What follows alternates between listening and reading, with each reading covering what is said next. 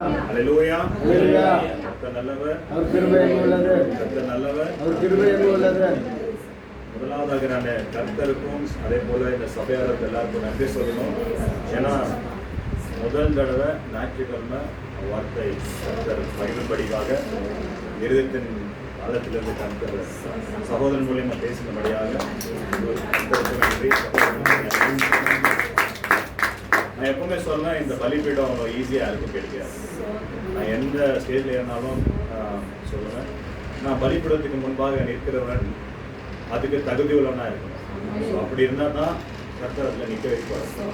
நான் எப்பவுமே கேட்பேன், எனக்கு என்னப்பா தகுதி இருக்கு நிற்க வைக்கிறதுக்கு? அவர் என்ன சொல்லுவார், உன் கிருபை, கிருபையே போதும் அப்படின்னு எப்பவுமே. அதுக்காக நன்றி. ஏன்னா சங்கீதத்தில் ஒரு வார்த்தை சொல்லுவார் எப்பவுமே, ஆத்தனும் தீனரன்னு தூளி இந்த எபிசி, அதாவது குப்பை தொட்டியாக இருந்த எண்ணெய் கோபுரத்தில் நிற்க வைத்து பிரபுகள் மத்தியிலும் ராஜர்கள் மத்தியிலும் அரசல் மத்தியிலும் உயர வைத்த தேவனுக்கு நன்றி. அதே போல எல்லாருக்கும் தெரியும், நான் வேலைக்கிழமையில இன்னொரு சர்ச்சுக்கு போயிட்டு அங்கே ஒரு வார்த்தை கொடுக்குறோம், அங்கே ஒரு ப்ரேயர் மீட்டிங் நடத்துவோம். எல்லாருக்கும் தெரியும். ஒரு விஷயத்த நான் எப்பவுமே நான் 2 தடவை அதை வந்து என்ன பண்ண கன்ஃபார்ம் பண்ணிக்குவேன். ஜெபம் செய்யும்போது ஒரு வார்த்தை எனக்குள்ள வெளிப்படும். அந்த வார்த்தை யார் மூலியமாவது பேசினா மட்டும்தான் கர்த்தர் என்னோட பேசிக்கிறாங்க. அது எனக்கு 2 பேர் மூலியமா எனக்கு சொல்லி கொடுத்துருக்காங்க. ஒன்று சகோதரர் ராஜன் ஒரு வாட்டி சொல்லி கொடுத்தாரு, இன்னொரு வாட்டி யோபாயா கிட்ட ஒரு வாட்டி சொல்லி கொடுத்தாரு.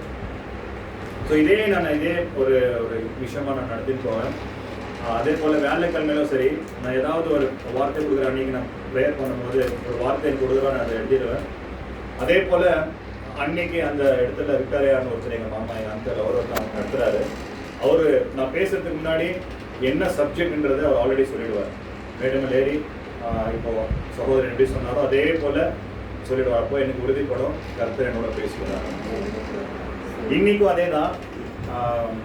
வெள்ளிக்கிழமை சகோதரன் வந்து எனக்கு மெசேஜ் போட்டார், நான் உங்களால் வந்து மெசேஜ் கொடுக்க முடியுமா அப்படின்னு. எனக்கு ரொம்ப ஆசை எங்கள் சகோதரோட வார்த்தை கேட்கணுங்க. ஏன்னா அவரோட வார்த்தையில் ஒரு ஃபயர், அவர் பேசும்போது ஒரு உணர்ச்சியும் ஒரு உற்சாகம் இருக்குது. ரொம்ப வாட்டி பார்த்துருக்கேன். ரொம்ப பேருக்கு அந்த ஒரு கிஃப்ட் கிடையாது. ஸோ நம்ம சகோதரன் மஞ்சுக்கிட்ட அந்த ஒரு விஷயம், அந்த கிஃப்ட் கருத்து கொடுத்துருக்கிறார். ஏன்னா எப்போ பேசும்போதெல்லாம் அவர் பேசும்போது 2 விஷயத்தை நான் கவனிப்பேன். ஒன்று வந்து கமாண்டிங்கும் கொடுப்பாரு, ஒன்று ப்ராமிசிங்கோட கொடுப்பாரு. ஸோ நீ கமாண்டிங் ஃபாலோ பண்ணினா ப்ராமிசிங்கோட நீ எடுத்துக்கலாம். அந்த ஒரு டெலிவரியில் அவர் ரொம்ப நல்லா பண்ணுவார், ரொம்ப நல்லா கருத்தை அவர் நடத்துகிறார். அதுக்காக நன்றி. இந்த வாரமும் நான் கர்த்தர்கிட்ட கேட்டது ஒரே விஷயம், அப்பா நீ சகோதரனை பேச வைக்கணும். மறுபடியும் நான் நெக்ஸ்ட் பண்ணேன், இல்லை பற்றி நீங்கள் பேசணும் அப்படின்னு. அப்போ தான் உதவி பண்ணி அன்றைக்கி நைட்டு தான் நான் ஜெபம் பண்ணேன். வெள்ளிக்கிழமை நைட்டு தான். வெள்ளிக்கிழமை நைட் நான் ஜெபிக்கும் போது ஒரு 1:30-2 மணி இருக்கும். கர்த்தர் சொன்ன சில விஷயங்களை மட்டும் தான் நான் எங்களுக்கு சொல்லிட்டு போகிறேன். ஆசீர்வாதம் கிடையாது, அபிஷேகம் கிடையாது. இந்த நாளில் நடக்க போகிற நிகழ்வுகளை கர்த்தர் நம்மளோட பேச போகிறார். ஹல்லேலூயா. கர்த்தர் எனக்கு ஒரு கிருபையா கொடுத்த ஒரு தரிசனம். அந்த தரிசன கண்களை நான் என்னென்ன பார்த்தேன், இதுக்காக நம்ம என்னென்ன பிரயாசப்பட போகிறோம், சபை இந்த நாளில் எப்படி இருக்க போகுது, கர்த்தர் சொன்ன வார்த்தைகளை தான் நம்ம பேச போகிறோம். அதுக்கு முன்னாடி நம்ம ஒரு வசனத்தை நம்ம வாசிக்க கேட்போம். சங்கீதம் 51ஆம் சங்கீதம் 10ஆம் வசனமும் 11ஆம் வசனமும் 12ஆம் வசனமும் வாசிக்க கேட்போம்.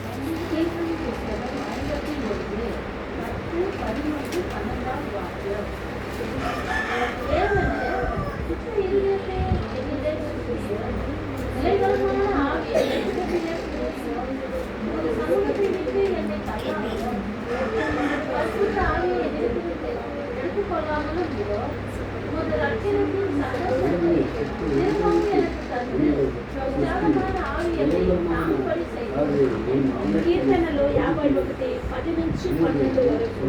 దేవా నా యందు శుద్ధ హృదయము కలుగు చెయ్యుము, నా అంతరంగములో స్థిరమైన మనసును నూతనముగా పుట్టించుము. నీ సన్నిధిలో నుండి నన్ను త్రోసివేయకము, నీ పరిశుద్ధాత్మ నా యొద్ద నుండి తీసివేయకము. నీ రక్షణ ఆనందము నాకు మరణా పుట్టించుము.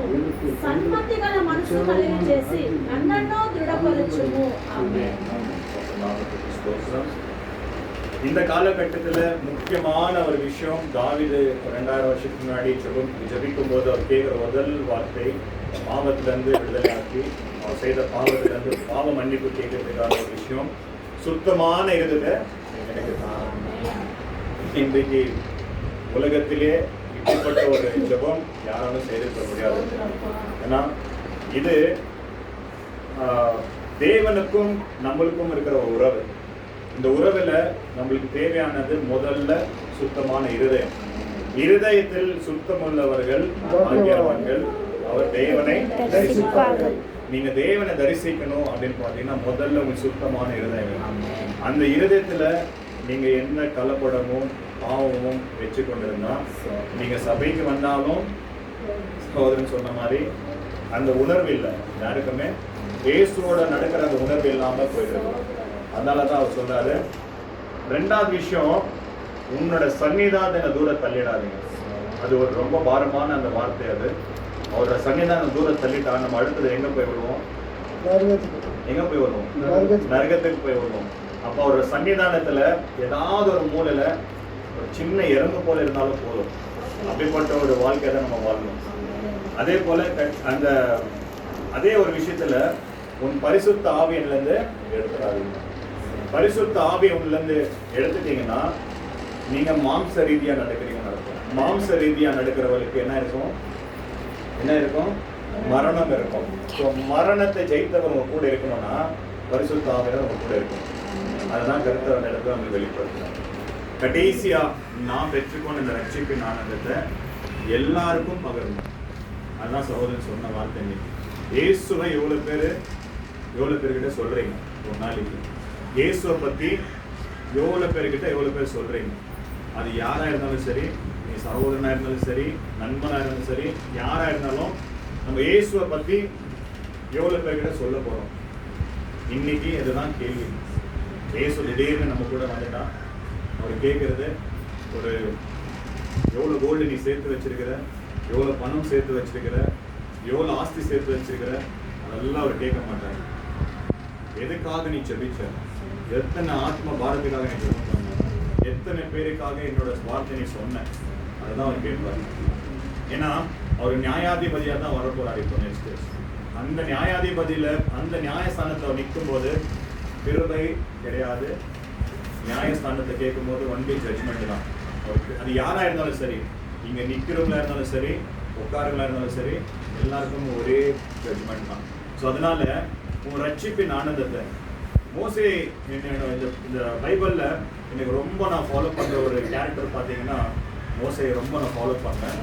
ஏன்னா அவர் சொன்ன ஒரு வார்த்தை எனக்கு ரொம்ப பிடிக்கும். அப்பா, இந்த ஜனங்க அந்த பாலும் தேனும் ஓடுற தேசத்துக்குள்ள கூட்டிட்டு போகாவிட்டால் என்னுடைய பேரையும் ஜீவ புஸ்தகத்துல அழிச்சிடுங்க. இதுதான் ஒரு லீடருக்கு உண்டான குவாலிட்டி.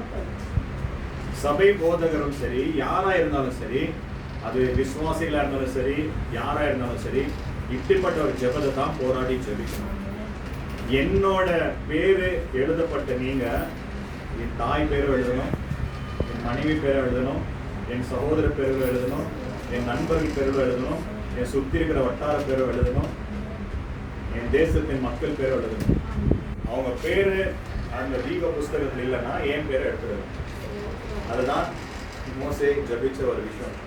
அந்த ஒரு குவாலிட்டி தான் கர்த்தர் நம்மளுக்கு எதிர்பார்க்கிறார். அல்லேலூயா. ஏன்னா அவர் ஒருத்தர் சூஸ் பண்றாருன்னா ஒரு சாதாரணமா சூஸ் பண்ண மாட்டாரு. ஒரு லீடர்ஷிப் ஸ்கில்லுக்காக தான் சூஸ் பண்ணுவார். யாரா இருந்தாலும் சரி, ஒரு லீடரா இருக்கணுன்றதுக்கு தான் ஆசைப்படுவார். அதுதான் கர்த்தர் சொன்ன வார்த்தை, பிரபுகள் மத்தியிலும் ராஜர்கள் மத்தியிலும் நான் உன்னை வந்து உயர்த்தி உட்கார வைப்பேன். அப்போ நான் என்ன சொல்றேனோ அதை கேட்டு ஜனங்க நடனா அந்த வார்த்தையின்படி கர்த்தர் என்ன பண்ணுவாரு? அவங்கள ஆசீர்வதிப்பார். அல்லேலூயா. இன்னைக்கு நம்ம எந்த காலகட்டத்தை இருக்க போறோன்றது நம்ம அந்த செய்தியை நம்ம சொல்றதுக்கு முன்னாடி அன்னைக்கு காண்பிச்ச, அதாவது வெள்ளிக்கிழமை இரவு நேரத்திலும் நம்மளுக்கு கர்த்தர் காண்பிச்ச ஒரு தரிசனங்களை சில வார்த்தைகள் மூலமா பகிர்ந்து கொள்ளும்படிக்காக கர்த்தருடைய பாரத்தை தான் நீங்க வைக்கணும்னு ஆசைப்படுறேன். வேற என்ன கிடையாது இந்த இடத்துல. கர்த்தருடைய பாரம்.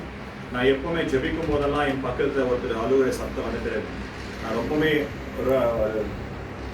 ஒரு 5 நிமிஷம், ஒரு 6 நிமிஷம், ஒரு 10 நிமிஷம் நான் யோசிப்பேன். இன்னொன்று வந்து பயம் வந்துடும் எனக்கு, யாரும் பக்கத்தில் அழுவும் போது. அப்போது அந்த சத்தம் நான் கேட்கும் போது 2 தடவை நான் கேட்டுருக்கிறேன் அந்த சத்தத்தை. அது என்ன சத்தம்னு பார்த்தோன்னா, ஆவியானவர் அழுகிற சத்தம். இந்த காலகட்டத்தில் இந்த இந்த உலகத்தை குறித்தோ, இந்த மனிதர்கள் குறித்தோ, நம்மளை குறித்தோ பாரமான ஒரு சூழ்நிலை ஆவியானவர் இருக்கு. நம்மளை படைத்தவருக்கு நம்ம என்ன திருப்பி கொடுக்க போறோம்? அதான் கேள்வி. நம்மளை படைத்தவருக்கு நம்ம என்ன கொடுக்க போறோம்? நம்மளை படிச்சு இவ்வளவு பெரிய உலகத்தை கொடுத்து நம்மளுக்காகவே இருந்தவருக்கு நம்ம திருப்பி என்ன கொடுக்க போறோம்? அதுதான் நம்ம கத்துக்க வேண்டிய விஷயம். அல்லேலூயா. மனுஷனை படிக்கிறதுக்கு முன்னாடி 5 நாளும் உலகத்தை படிச்சாரு, வெளிச்சத்தை படிச்சாரு, வானம் பூமி எல்லாமே படிச்சு என்ன பண்ணாரு? உலகத்தை யார் கையில கொடுத்தாரு? நம்ம கையில தான் கொடுத்தாரு. நம்ம என்ன பண்ணிட்டோம்? நான் வந்து ஒரு அக்ரிமெண்ட் எழுதி என் பொண்ணு கையில கொடுத்தேன்னா அந்த அக்ரிமெண்ட் வந்து பக்கத்து வீட்டுக்காரன் கொடுத்துட்டாங்க. அப்போ அந்த அக்ரிமெண்ட்டுக்கு சொந்தக்காரர் யாரு? என் பொண்ணு தான்.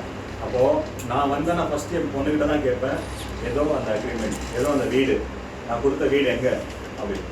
அப்போ அதுக்கு ரெஸ்பான்சிபிலிட்டி யாரு? பொறுப்பு யாரு? ஒண்ணுதான் இல்லையா? அதே போலதான் உலகம் முடியும் பரியந்தம் நான் உன்னோட இருப்பேன்னு சொன்ன தேவன் உலகத்தை உன் கையில கொடுத்துருக்கிறேன், நீ என்ன பண்ணிட்டு இருக்கிற? கேள்வி அதுதான். அவருக்குள்ள முதல் கேள்வி சபையாளுக்கு தான்.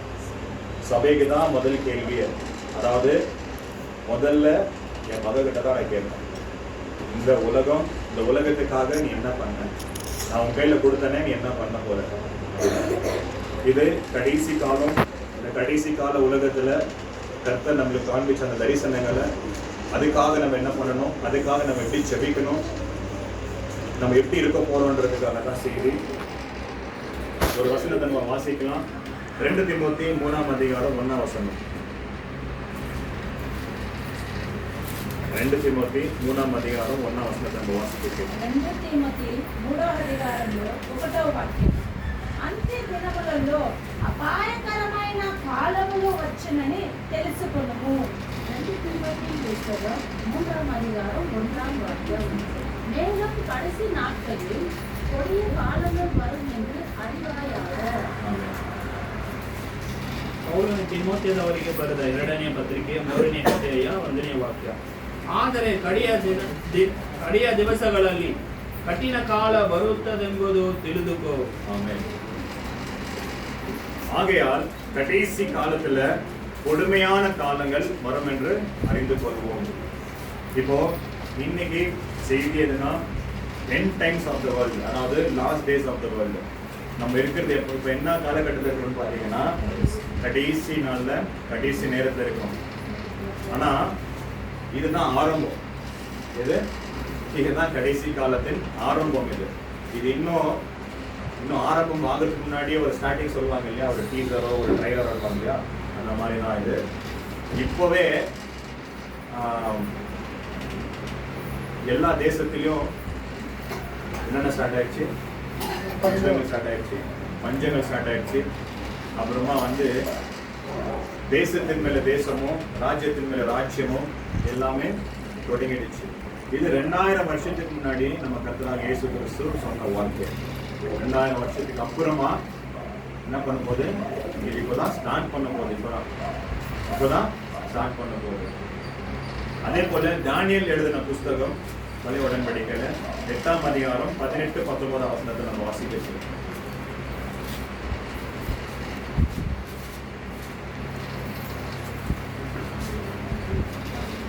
தானியேல் 8ஆம் அதிகாரம் 18-19 வசனம். దానియేలు 8వ అధ్యాయంలో 18-19 వాక్యాలు.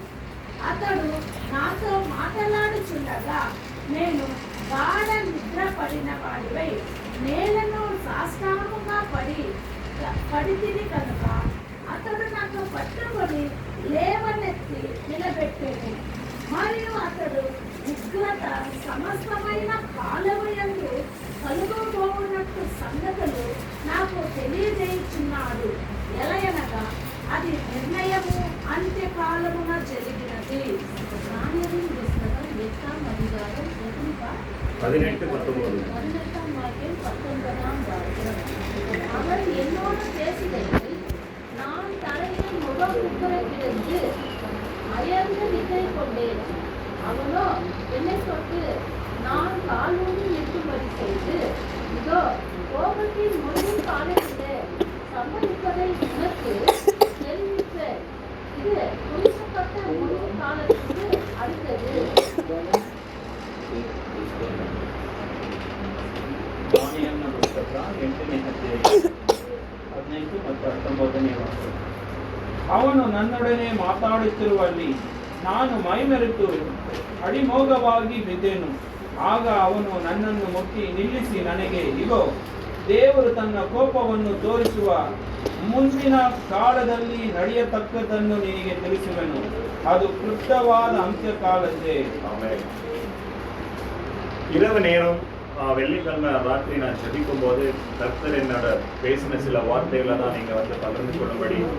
ஏன்னா நான் எடுத்த சப்ஜெக்ட் வந்து பார்த்தீங்கன்னா சகோதரன் மெசேஜ் பண்ணும்போது வெள்ளிக்கிழமை, ஏன்னா வேலைக்கிழமை நான் ஒரு மெசேஜ் பண்ணியிருந்தேன். அதாவது நான் வார்த்தை கொடுத்துருந்தேன் அந்த சர்ச்சில். இயேசு கிறிஸ்து யார் என்ற ஒரு தலைப்பில் தான் ஜீசஸ் என்ற வார்த்தை. ஸோ அதே மெசேஜ் நான் இங்கே ட்ரான்ஸ்ஃபர் பண்ணிடலாம் அப்படின்னும் போது அன்றைக்கி நைட்டு நான் இது கன்ஃபர்மேஷனுக்கோஸ்கரம் தான் நான் ப்ரேயர் பண்ணிட்டு இருந்தேன். அப்போ தான் கர்த்தர் எனக்கு இல்லை, இதுதான் ஒரு தரிசனமாய் காண்பித்து இதுக்கு மேலே நடக்க போகிற சம்பவங்கள் எப்படியா இருக்கும் அப்படின்ற சொல்லி ஒரு எங்கள் வீட்டில் கூட எல்லாருக்கும் சொல்லியிருந்தேன். ஒரு ரூம்குள்ளே, எங்கள் அறைக்குள்ளே ஒரு மேகமாய் ஒரு வந்த விஷயம் அது அதாவது ரெயின்போ மாதிரி ஒரு வீட்டில் வந்து எங்கள் வீட்டுக்குள்ளே ரெயின்போ மாதிரி வந்து ஒரு டிஃப்ரெண்ட்டான எக்ஸ்பீரியன்ஸில் என்னை கொண்டு போன விஷயம் தான் அது. அப்போ தான் நான் வந்து இந்த வார்த்தைகள் எழுதுனேன். ஏன்னா உண்மையை சொல்கிறேன், பைபிளில் இந்த விஷயம் நான் படிக்கலை. பைபிளில் இந்த விஷயம் நான் இன்னும் படிக்கலை. ஏன்னா பைபிள் நான் முழுமையாக நான் இன்னும் வாசிக்கலை, இன்னும் முழுமையாக படித்து முடிக்கலை. ஆனால் கர்த்தர் காண்பிச்ச இந்த விஷயங்களை நான் எழுதும்படி கர்த்தர் சொன்ன வார்த்தையின்படி சில விஷயத்தை நான் ஹோம்ஒர்க் பண்ணி கர்த்தர்கிட்ட பேசி ஆவியானவரோட என்னோட பகிர்ந்து பேசின வார்த்தைகள் தான் இது நடக்கும். இதுக்காக நம்ம என்ன பண்ணணும்னா ஜெபிக்கணும், திறப்பில் நின்று ஜெபிக்கணும். அல்லேலூயா. இப்போ இந்த 7 கடைசி காலம் 7 சம்பவங்கள் நடக்க போகுது. இந்த 7 விஷயங்கள் நான் சொல்கிறேன். இதை சொல்லி அதுக்கப்புறமா அதுக்கு தகுந்த மாதிரி நம்ம வார்த்தைகளை பகிர்ந்து கொள்ள போகிறோம். நம்ம அதுக்காக பாரத்தோடு உங்கள் பர்சனல் ப்ரேயர்லையும் உங்கள் குடும்ப ஜெபத்திலையும் எந்தெந்த இடத்துல நீங்கள் சபைக்கு போகிறீங்களோ, எந்தெந்த இடத்துலலாம் நீங்கள் வந்து ஜெப நேரத்தை தொடங்குறீங்களோ, இந்த விஷயங்களுக்காக நீங்கள் ஜெபம் பண்ணுங்கள். ஏன்னா இது என்னுடைய பாரமோ சபையோட பாரமோ கிடையாது, இது கர்த்தருடைய பாரம். அல்லேலூயா, அல்லேலூயா. 7 சம்பவங்கள். முதலாவது வந்து எல்லா தேசத்திலும் யுத்தங்கள் செய்திகள் வரும். அதாவது big war in the world, பெரிய பெரிய யுத்தங்கள் இப்போ நடந்துட்டு இருக்கிறது பெரிய யுத்தம் கிடையாது, இதுக்கு மேலே நடக்க போகிறதா இன்னும் பெரிய யுத்தங்கள் ஆச்சுங்களா. ரெண்டாவது வந்து சமைன், அதாவது பஞ்சம். ரெண்டாவது பஞ்சத்தை காண்பித்து இது பஞ்சத்தின் ஆரம்பம் காலம். அதாவது இப்போ நடந்துட்டு இருக்கிறது பஞ்சம் இல்லை, இதுக்கு மேலே வர்றது தான் பஞ்ச காலம். மூணாவது வந்து ஒரு பெரிய பூமி அதிர்ச்சி நடக்க போகுது. அதுக்கப்புறமா ஒரு பெரிய கொடிய நோய் பேண்டமிக்ஸ் மறுபடியும் தொடங்க போகுது. ஒரு பெரிய பூமி அதிர்ச்சி, டிசீஸ், அதாவது இங்கிலீஷ்ல வந்து டிசீஸ்ன்றாங்க, ஒரு கொள்ள நோய்கள் ஆச்சுங்களா. நாலாவது வந்து கள்ள போதகர்கள் எழும்புவார்கள், ஃபால்ஸ் ப்ராஃபஸி எழும்புவார்கள். அதே போல கிரைம்ஸ், எல்லா இடத்துலையும் குற்றங்கள் அதிகமாகும். அப்புறமா பார்த்தீங்கன்னா குடும்பத்தில் ஒற்றுமை இருக்காது, குடும்பத்தில் ஒற்றுமை தன்மை இருக்காது. அப்புறமா வந்து கீழ்ப்படிதல் ஆவி போயிடும். அங்கிருந்து அப்பா அம்மாவுக்கு கீழ்ப்படியாமல் போகிறது, பெற்றவங்களுக்கு கீழ்ப்படியாமல் போகிறது, கணவன் மனைவிக்கு கீழ்ப்படியாமல் போகிறது, மனைவி கணவன் கீழ்ப்படியாமல் போகிறது. இப்படிப்பட்ட ஒரு கீழ்ப்படியான ஒரு விஷயங்கள் மனிதர் உள்ளத்தில் வரும். அப்புறமா வந்து ஆறாவது வந்து பார்த்தீங்கன்னா மனுஷன்கிட்ட கருணை இருக்காது. என்ன இருக்காது? கருணை இருக்காத ஒரு காலம். இதெல்லாம் அடுத்த வர சம்பவங்கள். அடுத்தது எனக்கு காண்பித்த ஒரு விஷயம் என்னன்னு பார்த்தீங்கன்னா பூமியின் பேரழிவு. பூமியின் பேரழிவு. இந்த விஷயத்தை நான் பார்க்கும்போது இந்த தரிசனமாக இந்த விஷயத்தை எனக்கு காண்பிக்கும் போது நான் ஒரு வசனத்தை எடுத்தேன். இப்போதான் அந்த வசனத்தை மறுபடியும் ஆவியான பதில் பேசும்படிக்காக ரெவலேஷன் 4ஆம் அதிகாரம் 1ஆம் வசனத்தை நம்ம வாசிக்க பேசுவோம். வெளிப்படுத்தின சுவிசேஷம் 4ஆம் அதிகாரம் 1ஆம் வாக்கியம். இவைகளுக்கு பின்பு இதோ பரலோகத்தில் திறக்கப்பட்டிருந்த ஒரு வாசலை கண்டு, முன்னே எக்கால சத்தம் போல என்னுடனே பேச நான் கேட்டிருந்த சத்தமானது, இங்கே ஏறி வா, இவைகளுக்கு பின்பு சம்பவிக்க வேண்டியவர்களை உனக்கு காண்பிப்பேன் என்று விளங்கியது. హల్లెలూయా. ప్రకటన 4వ అధ్యాయంలో 1వ వాక్యం. ఈ సంగతులు జరిగిన తరువాత నేను చూడగా అదిగో పరలోకమునందు ఒక తలుపు తెరవబడెను. మరియు నేను మొదటి విని స్వరము భూమధ్వని వలె నాతో మాట్లాడగా వింటిని. ఆ మాట్లాడిన వాడు ఇక్కడికి ఎక్కి రమ్ము. After these things, I looked and behold, a door standing open in heaven, and the first voice which I heard was like a trumpet speaking with me, saying, "Come up here, I will show you things which must be taken place after this." ಪ್ರಕಟಣೆ 4ನೇ ಅಧ್ಯಾಯ 1ನೇ ವಾಕ್ಯ. ಇವುಗಳಾದ ಮೇಲೆ ನಾನು ನೋಡಿದಾಗ ಪರಲೋಕದಲ್ಲಿ ತೆರೆದಿದ್ದ ಬಾಗಿಲು ಕಾಣಿಸಿತು, ಮತ್ತು ನನ್ನ ಸಂಗಡ ತುತ್ತೂರಿಯ ಮಾತಾಡುತ್ತದೋ ಎಂಬಂತೆ ನಾನು ಮೊದಲು ಕೇಳಿದ ವಾಣಿಯು ಕೇಳಿಸಿತು, ಇಲ್ಲಿಗೆ ಏರಿ ಬಾ, ಮುಂದೆ ಆಗಬೇಕಾದವುಗಳನ್ನು ನಿನಗೆ ತೋರಿಸುವೆನು ಎಂದು ಹೇಳಿತು. ஆமென். ஹல்லேலூயா. இந்த வசனத்தை நான் படிக்கும்போது இதே சம்பவம் தான் என்ன ஒருத்தர் காண்பிச்சு அடுத்த சந்ததிகள் என்ன நடக்க போகுதுன்னு சொல்லும்போது இந்த வசனத்தின் மூலியமா தான் என்னோட பேசினவர். ஸோ நம்ம 7 காரியங்களை குறித்து நம்ம பேசிட்டு அதை பார்த்துட்டு அதுக்காக நம்ம ஜபித்து கர்த்தருடைய பாரத்தை யாரெல்லாம் இன்னைக்கு சுமக்க போறீங்களோ அவங்க தான் பாக்கியவான்கள். ஹல்லேலூயா. நீங்க உங்க பாரத்தையும் உங்க குடும்ப பாரத்தையும் உங்க மனைவி பாரத்தையும் உங்க கணவன் பாரத்தை நீங்க சுமந்து போனா கண்டிப்பா பரலோகம் கிடையாது. கர்த்தர் சொன்ன வார்த்தை, கர்த்தருடைய பாரத்தை சுமக்கிறவர்கள் தான் பாக்கியவான்கள், அவங்களுக்கு தான் பரலோகம். ஹல்லேலூயா. அதான் அவர் என்ன சொல்றாரு, உங்க பாரத்தை நான் ஆல்ரெடி சுமந்துட்டேன், நீ ஏன் திரும்பி அதை சுமக்கிற, என்னோட லகுவான பாரத்தை நீ சுமந்து வா. ஹல்லேலூயா. அப்பதான் உனக்கு இளைப்பாறுதல். அப்போ நான் சொன்ன அந்த வார்த்தை தான் எனக்கு ரொம்ப பிடிச்சது. நான் எப்பவுமே சொல்ற வார்த்தை, அப்பா நான் வாழ்றது உனக்காகத்தான், நான் மரிக்கிறது உனக்காகத்தான். இந்த வார்த்தை நான் சொல்லும் போது கர்த்தர் என்னோட பேசின வார்த்தைகள் தான். ஏன்னா சந்தோஷமா கர்த்தர் இந்த நாள்ல இல்லை, அதுதான் உண்மை. அவரு ஒரு ஆத்மாக்களை குறித்து கவலையோடு இருக்கிறார், ஒரு ஆத்மாக்களை குறித்து கவலையோடு கண்ணீரோடு இருக்கிறார். சர்வ லோகத்தையும் படைத்தவர் ஒரு மனுஷனோட ஆத்மா குறித்து என்ன பண்றாரு, கவலையா இருக்கிறார், ரசனப்படுறாரு.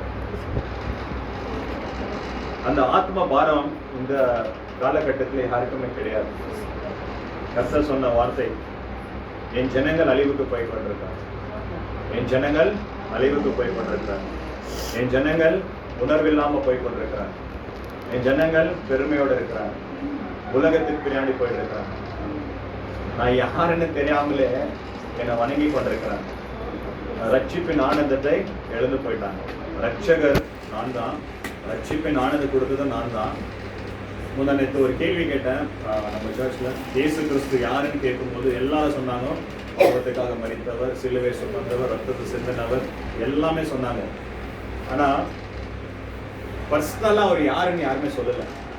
எல்லார்கிட்டையும் கேள்வி கேட்டோம், எல்லார்கிட்டையும் சொன்ன வார்த்தை, அவர் உலக ரட்சகர், அவர் உலகத்தில் பிறந்தார், அவர் பரிசுத்தர், எல்லாமே கரெக்டு தான். எனக்கு யார், எனக்கு யார் அவர், உங்களுக்கு யார் அவர், எனக்கு யாருன்னா, உங்களுக்கு யாருன்னா உன்னோட சொந்த ரிலேஷன்ஷிப், உன்னோட சொந்த அப்பா அவர், என்ன மீட்டு கொண்ட சொந்த அப்பா அவர். இன்னைக்கு நீங்க அப்பா இல்லை, ஆனால் ஒரு வார்த்தை சொல்வேன், என் அப்பா இருந்திருந்தா கூட அந்த மாதிரி ஒரு தியாகத்தை பண்ணிருக்க முடியாது. அப்படிப்பட்ட ஒரு தேவனை நம்ம எப்படி மறக்க முடியும்? ஹல்லேலூயா. அந்த பாரம் தான் என் உள்ளத்துல எப்பவுமே. நான் எப்பவுமே என் ஒய்ஃப் என்கிட்ட வந்து சண்டை போடுவாங்க, ஜெப நேரத்தில் ஏன் அப்படின்னு. நான் சொல்லுவேன், அவருக்கு கொடுக்க வேண்டிய கனத்தை அது யார் எடுத்தாலும் என்னால் தாங்க முடியும். ஏன்னா அந்த கனம் அவர் கொண்டிருக்கான். நீ ஜபிக்கும் போதும் சரி, பைபிள் படிக்கும் போதும் சரி, ஏதாவது நீ உலகத்துக்குரிய சிந்தனையோட சிந்திச்சிருந்தா அவர் பக்கத்தில் நிற்க மாட்டார். ஏன்னா அவர் ஒரு மாதிரி எப்படின்னா வந்து உணர்வுள்ள தேவன் அவர். நீ அவரை உணராவிட்டா அவர் உன்னை விட்டு தூரம் போயிடுவார். உன் கூடவே இருப்பார், ஆனால் உன்னை விட்டு தூரம் போயிடுவார். எப்படின்னா நீ எவ்வளோதான் ஆராதிச்சாலும் உன் உள்ளத்தில் உணர்வு இல்லைன்னா அந்த ஆராதனை ஏற்றுக்கொள்ள முடியாது. இன்னைக்கு 1 hour 2 hour ஆராதிச்சு பாருங்க, உங்களுக்குள்ள அந்த உணர்வு இல்லைன்னா, இயேசு என் கூட இருக்கிறார், என்னோட அப்பான்னு நீ உணர்வு இல்லைன்னா அந்த ஆராதனை என்னதான் எவ்வளோ பெரிய கூட்டத்தை உட்காந்தாலும் அந்த உணர்வு வராது. ஏன்னா அவர் பர்சனல் ரிலேஷன்ஷிப் எனக்கு அவருக்கு. அவரும் நானும் மட்டும்தான் உறவு இல்லை, வேறு யாரும் இருக்க முடியாது. அதான் அவர் சொல்றாரு, கணவன் மனைவி உறவுல வேறு யாரும் வர முடியாது. அவர் யார்? அவரு ஒரு சபைக்கு என்னவா இருக்கிறார்? அவரு தலைவனா இருக்கிறாரு. இன்னொன்று என்னவா? மனவாளனா இருக்கிறாரு. ரொம்ப மனவாட்டியா இருக்கிறோம். இந்த உறவுல 3வது மனுஷன் யாராவது வந்தானா அவர் என்ன பண்ணுவாரு? விலகி போயிடுவாரு. அப்படிப்பட்ட ஒரு ஜென்டில் காட். அப்படிப்பட்ட ஒரு இயேசுவை நம்ம வணங்கும் போது பயத்தோட பக்தியோட வணங்காவிட்டால் நம்ம கூட இருப்பாரா? இருக்க மாட்டார். ஏன்னா ஏன் சொல்றேன்னா, நம்மளுக்கு அன்பு காட்டினவர், ரட்சிப்பு தந்தவர் எல்லாமே அவர்கிட்ட கேட்கறது ஒன்னே ஒண்ணுதான், உன் இருதயத்தை. இந்த பைபிள்ல கேட்டுக்கிறது எல்லாமே, அவர் கேட்கறது எல்லாமே ஒரே ஒரு விஷயத்த மட்டும் தான் அவர் கேட்டிருக்காரு. எல்லாமே கொடுத்தவர் ஒன்னே ஒன்று மட்டும் தான் நம்மள்ட்ட கேட்டிருக்கிறாரு. என்ன கேட்டாரு? உன் இருதயத்தை எனக்கு தான். அதுதான் தாவீது சொல்றான், உள்ளத்துல சுத்தமான இருதயத்தை, நிலவரமான ஆவியினால என்னை நிரப்புங்க, உன் சன்னிதானத்தை தூர தள்ளிடாதீங்க. அது ஒரு செபம். அது அப்படிப்பட்ட ஒரு செபம் நம்மளுக்குள்ள இந்த நாள்ல தேவைப்படும். அல்லேலூயா. இப்போ 7 காரியங்களை குறித்து நம்ம பேச போறோம். கர்த்தர் நம்மளோட பேசுவார். முதல் வசனம் மத்தேயு 24ஆம் அதிகாரம் 7-8 வசனங்கள். 24ஆம் அதிகாரம் 7ஆம் வாக்கியம் 8ஆம் வாக்கியம். ஜனத்துக்கு விரோதமாய் ஜனமும் ராஜ்யத்துக்கு விரோதமாய் ராஜ்யமும் எழும்பும்.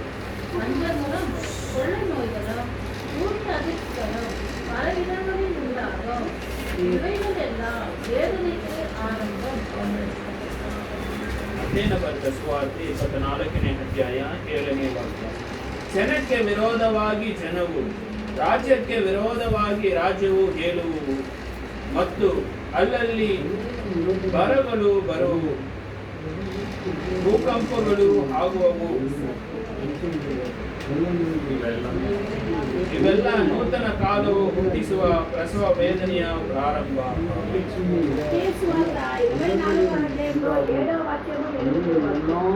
రాజ్యము మీద రాజ్యము, జనము మీద జనము, రాజ్యము మీద రాజ్యము లేచెను. అక్కడక్కడ కరువులు, భూకంపము కలిగెను. ఇవన్నీ వేదనలకు ఆరంభము. అప్పుడు జనుల మిమ్మల్ని இது பிரசவ வேதனை என்னவா? ஆரம்பம். இதுதான் ஆரம்பம், இது முடிவு கிடையாது. இதுதான் முடிவு, இதுதான் ஆரம்பம். இப்போதான் ஆரம்பம் ஆக போகுது. பூகம்பம் தொடங்குறதும் பஞ்ச காலம் வர்றதும். எவ்வளவு பேர் வீட்டு சிலிண்டர் இருக்கு? சொல்லுங்க, எவ்வளவு பேர் வீட்டு சிலிண்டர் இருக்கு? இருக்குங்களா? எவ்வளவு பேர் வீட்டு அடுத்த வாரம் சிலிண்டர் வர மாட்டேது? கேள்வி வரும். ஆண்டவர் மேல நம்பிக்கை வச்சா. ஹல்லேலூயா. கர்த்தர் ரொம்ப நல்லவரா இருந்து இந்நாள் வரைக்கும் காத்தவர், இனியும் காக்குவார் விசுவாசிப்போம்.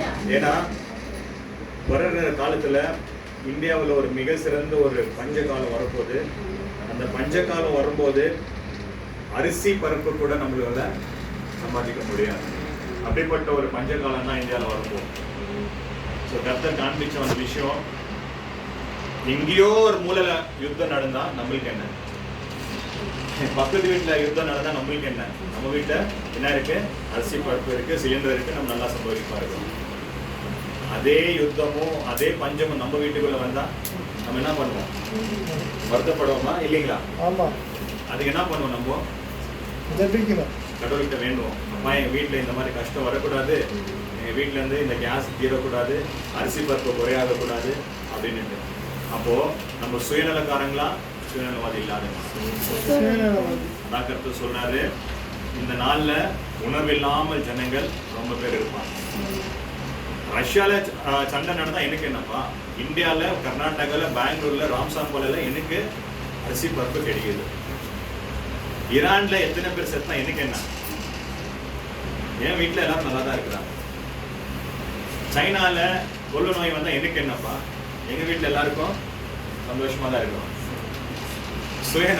சுயநலம் இருந்த ஜனங்கள் கிறிஸ்து எப்படி வாழ்ந்தாரு நீங்க கொஞ்சம் தெரிஞ்சுக்கினீங்கன்னா அந்த பாரத்தை நீங்க வச்சுப்பீங்க. அவர் எனக்காக என்னைக்குமே அழாதீங்க, உங்களுக்காகவும் உங்க பிள்ளைகளுக்காக அழுவன்னு சொல்லிட்டு போயிட்டாரு.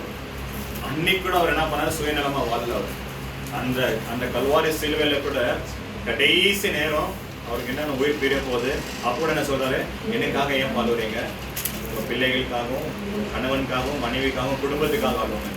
அந்த சுயநலம் இல்லாத அன்பு நமக்குள்ள வரணும் தான். எங்கேயோ ஒரு இடத்துல யுத்தம் நடக்குதுன்னா முதல்ல நான் கிறிஸ்துவன் பிள்ளையா, நான் இயேசுவோட பிள்ளையா, நான் ஜெபிக்க ஒழுங்கணும், முழங்கால் போடணும். முழங்கால் யுத்தம் செய்யாவிட்டால் சாத்தானை நீ ஜெயிக்க முடியாது. கர்த்தர் சொன்ன வார்த்தை அன்னைக்கு எனக்கு காண்பிச்ச அதே ஒரு வசனத்தை நம்ம மறுபடியும் வாசிக்க கேட்போம். ரெவலேஷன் 6ஆம் அதிகாரம் 4ஆம் வசனம். பிரகடனே 6ஆம் அத்தியாயம் 4ஆம்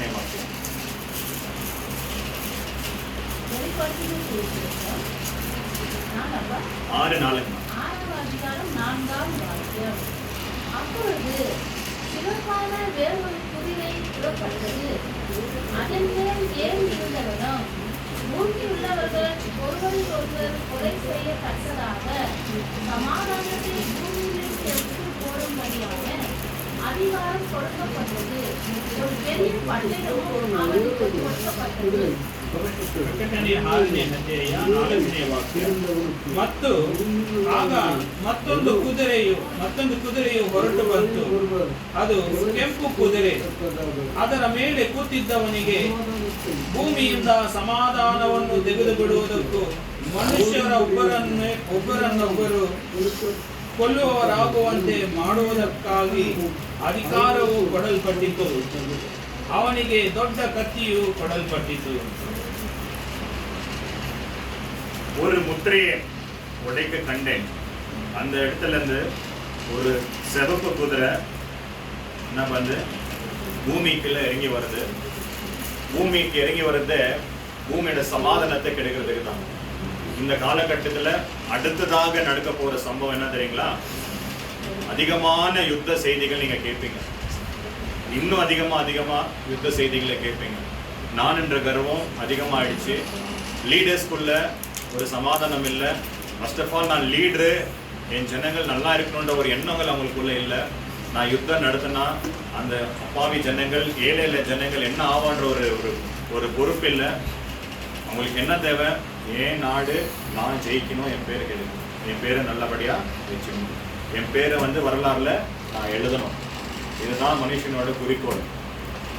ஆனால் உலகத்தை படித்தவர் எப்படி வந்தாரா பூமிக்கு? எப்படி வந்தாரா? மனுஷனா ஏழ்மையா இறங்கி வந்தார். அந்த நான் என்ற கர்வம் தலை தூக்கி ஆடுனாலதான் இன்னைக்கு அந்த விஷயம் கொடுக்குது. என்னைக்கு உனக்குள்ள நான் என்ற கர்வம் வந்துடுச்சோ சமாதானம் போயிடுச்சு. உலக லீடர்ஸ்குள்ள ஒரு விஷயம் நடக்குது, ஏன் தேசம் தான் பெருசு, ஏன் தேசம் தான் பெருசு. அப்போ என்ன பண்றாங்க? பெரிய தேசங்கள்லாம் எடுத்துட்டு போயிட்டு சின்ன தேசங்கள் மேல யுத்தம் பண்றாங்க. இப்போ இது வரைக்கும் ஒரே ஒரு கண்ட்ரில இது வரைக்கும் வரலாறுல ஹிஸ்டரியில ஒரே ஒரு கண்ட்ரில மட்டும் இன்னைக்கு வரைக்கும் பைபிளோட வார்த்தைகள் சொல்லப்படல. எந்த கண்ட்ரி அது? நார்த் கொரியால. அதே ஆப்போசிட்ல பாத்தீங்கன்னா சவுத் கொரியா ஒரு எழுப்புதலுக்காக ஜெபம் பண்ணிட்டு இருக்கு. இப்ப பாத்தீங்களா, எழுப்புதலுக்காக ஜெபம் பண்ற ஒரு தேசம் எப்படி ஒரு சமாதானமா இருக்குது. வேத வசனங்கள் இல்லாத ஒரு தேசம் எப்படிப்பட்ட ஒரு வாழ்க்கை நடந்துட்டு இருக்கு. ஸோ கர்த்தர் காண்பிச்ச அந்த விஷயம் எல்லா இடத்துலையும் மறுபடியும் யுத்தங்கள் நடக்கும். 3rd வேர்ல்டு வார் கூடிய சீக்கிரத்துல வரும். இது கர்த்தர் சொன்ன காண்பிச்ச விஷயம். எப்படிப்பட்ட ஒரு விஷயமா வரப்போகுதுன்னா 2 விஷயத்த சொல்ல ஆசைப்படுறேன். ஒன்று பயோவார். பயோவார் எப்படி வரும் பார்த்தீங்கன்னா, மெடிக்கல்லேருந்து வரப்போகிற ஒரு விஷயம் தான் அது. மெடிக்கல் மாஃபியான்ற ஒரு விஷயத்தில் நடக்க போகுது. அது எல்லா தேசத்திலும் எடுக்க போகும். ரெண்டாவது வந்து அதிகமான இந்த கடல் பகுதியில் இருக்கிற அந்த ஒரு யுத்தம் தான் நடக்க போகுது. இதுக்கு மேலே இந்த கடல் சுற்றி இருக்கிற நடக்க போகிற அந்த டிஃபென்ஸில் தான் அதிகமான யுத்தங்கள் நடக்கும். அல்லேலூயா. ஏன் சொல்றேன்னா, கடல் பகுதியா நடந்த அந்த யுத்தங்கள் நடந்துச்சுன்னா 2 ஆபத்து நம்மளுக்கு வரும். என்ன ஆபத்து வரும்னு பார்த்தீங்கன்னா, முதல்ல நம்மளுக்கு தேவையான கிராசரிஸ் நம்மளுக்கு வராது. ஃப்ளைட்லயும் எடுத்துன்னு வர முடியாது, அவ்வளோ ட்ரெயின்லயும் அவ்வளோ அமௌண்ட் எடுத்துன்னு வர முடியாது. அப்போ நம்மளுக்கு தேவையான ஒரு கிராசரிஸ், அதாவது பொருட்கள், அத்தியாவசிய பொருட்கள் எங்கேருந்து வருதுன்னு பார்த்தீங்கன்னா கப்பல் மூலியமாக தான் வரும். அப்போ கப்பல் கரையில சாத்தான் கை வச்சிருக்கான்னு ஒரு அர்த்தம். புரியுதுங்களா? ஸோ இதுக்காக நம்ம என்ன பண்ண போறோம் சொல்லுங்களேன். இதுக்காக என்ன பண்ண போறோம்? எவ்வளவு பேர் இதுக்காக ஜெபிக்க போறீங்க? இன்னைக்கு நீங்க யாரெல்லாம் இதுக்காக ஜெபிக்கிறேன்னு சொல்றீங்களோ கண்டிப்பா கர்த்தர் உங்க கூட பேசுவார். எனக்கு காண்பிச்ச அந்த காட்சியை கர்த்தர் உங்களுக்கும் காண்பிச்சார். அந்த பாரத்தை யாராவது எடுத்துக்கணும். அல்லேலூயா. ரெண்டாவது விஷயம் பாத்தீங்கன்னா பஞ்சம். அப்போ முதல்ல விஷயம் இதுக்கு கனெக்ட் ஆகுதுங்களா இல்லைங்களா? கடல்ல அந்த யுத்தங்கள் அதிகமா நடந்துச்சுன்னா கடல்ல இருந்து வர பொருட்கள் எங்க வராது? தேசத்துக்குள்ள வராது. அப்போ என்ன ஆகும்? காய்கறி வராது, அரிசி பருப்புகள் வராது. நம்ம என்னைக்கெல்லாம் காய்கறி எல்லாம் பக்கத்துல இருக்கிற தமிழ்நாட்டில் தானே வருது எல்லாமே அப்படின்ட்டு. அதுக்கு விளைச்சல் வேண்மையான யூரியாஸ், அந்த விவசாயம் பண்றதுக்கு யூரியாஸ் தெரியும், அது எங்க இருந்து வருது? வெளிநாட்டுல தான் வருது. அப்போ அது எப்படி நம்மளால எடுத்துன்னு வர முடியும்? புரியுதுங்களா? அப்போ எங்க அடிச்சா எங்க வலிக்கும்னுட்டு யாருக்கு தெரியுது? பிசாசு தெரியுதா? அப்போ நம்ம என்ன பண்ணணும்? ஜபிக்கணும். ஜபிக்கன்றது முதல்ல யுத்தம் செய்யணும். புரியுதுங்களா? யுத்தம் நம்மளுக்கும் யாருக்கு? எனக்குள்ள இருக்கிற ஆவியானவருக்கும் ஆப்போசிட்ல இருக்கிற அசுத்த ஆவிக்குள்ள போராட்டம். உனக்கும் எனக்கும் போராட்டம் கிடையாது. ஸோ அதனால ரெண்டாவது பஞ்சங்கள் அதிகமான நடக்க போது. அரிசி பருப்பு பற்றாக்குறை எல்லாம் வந்தாலும் சரிங்க. ஆனா அதுக்கப்புறமா இன்னொரு விஷயத்த எனக்கு காண்பிச்ச விஷயம் என்னன்னு பார்த்தீங்கன்னா, அதுதான் மிக சிறந்த ஒரு கவலைக்காரான விஷயம். எங்கேயுமே சபைகள் இயங்காது, எங்கேயுமே வார்த்தைகள் வராது, எங்கேயுமே ஜெபம் நடக்காது, எங்கேயுமே கிறிஸ்துவர்கள் இருக்க முடியாது. இப்போவே கிறிஸ்டியன்ஸ் ஆல்ரெடி என்ன பண்ணிட்டாங்க? 60% இந்தியாவுக்குள்ளே இருக்கக்கூடாதுன்னு டிசைட் பண்ணிடுச்சு கவர்மெண்ட். கிறிஸ்துவர்கள் பைபிளில் எடுக்கக்கூடாது. நீங்கள் வெண்மண்ண பார்த்துருக்கலாம். நான் ரோமன் கேத்தலிக்காக இருக்கும்போது எல்லா இடத்துலையும் என்ன பண்ணாங்க? அந்த ட்ராக்ஸ் கொடுப்பாங்க எல்லாரும். பட் ட்ராக்ஸ் கொடுக்க ஸ்டாப் பண்ணிட்டாங்க. ரோடமா அங்கங்கே ரோட்ல வந்து வார்த்தைகள் பேசிட்டு போவாங்க. சுவிசேஷம் ஆட்டோவில் சைக்கிள் அதெல்லாம். இப்போ அதுவும் ஸ்டாப் பண்ணிட்டாங்க. ஏன்னா மதம் மாற்றுறீங்க அப்படின்னு. இப்போ ஸ்லோவா எல்லா இடத்துலையும் போயிட்டு என்ன பண்ணிட்டாங்க? வார்த்தைகள் பேசக்கூடாது, மத மாற்றம் செய்யக்கூடாது. ஆச்சுங்களா? உங்களுக்கு பிடிச்சிருந்தா நீங்க சபைக்கு போங்க, இல்லைன்னா போகாதீங்க. உங்களுக்கு பிடிச்ச வாழ்க்கை நீங்க வாழுங்க. அதுதான் இன்றைக்கு இருக்கிற கவர்மெண்டோட நிலைமை. புரியுதுங்களா? அப்போ இந்த 2 பஞ்சத்திலும் மிக சிறந்த பஞ்சம் எது தெரியுங்களா? பசி இல்லாமல், அதாவது உணவு இல்லாம கூட நம்மளால வாழ முடியும் கொஞ்ச நாளைக்கு. வார்த்தை இல்லாமல் நம்மளால வாழ முடியாது. அல்லேலூயா. அதுதான் அடுத்த ஒரு மிக சிறந்த ஒரு கொடுமை. இந்த 2 கட்டத்தையும் கருத்தை நம்மளுக்கு காண்பிக்கும் போது அதே வெளிப்படுத்தின விசேஷத்துல 6ஆம் அதிகாரம் 5-6 வசனத்தை வாசிக்க கேள்வி.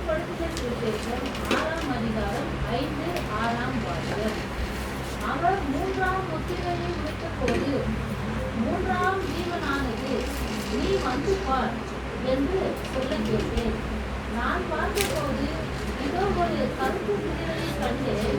அதன் மேல் ஏறியிருந்தவர் ஒரு தராசை தன் கையிலே பிடித்திருந்தான். அப்போது ஒரு பணத்துக்கு ஒரு படி கோதுமை என்றும், ஒரு பணத்துக்கு 3 படி வான்கோதுமை என்றும், எண்ணெயையும் திராட்சைரசத்தையும் சேதப்படுத்தாதே என்றும் 4 ஜீவன்களின் மத்தியிலிருந்து உண்டான சத்தத்தை கேட்டேன்.